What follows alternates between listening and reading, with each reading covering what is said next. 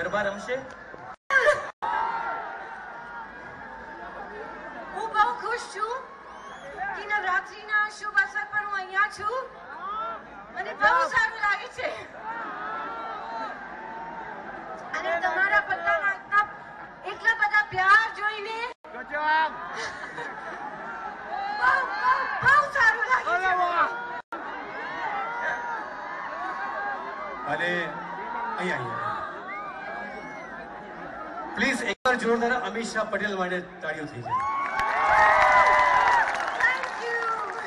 અમિત શાહ ચુનીભાઈ પટેલ અમારા જ ગામના શ્રી રમણભાઈ. ક્યાં ગયા રમણભાઈ? રમણભાઈએ જૂની યાદો તાજા કરાવી અમીષાબેન કે જ્યારે તમે 3 વર્ષના હતા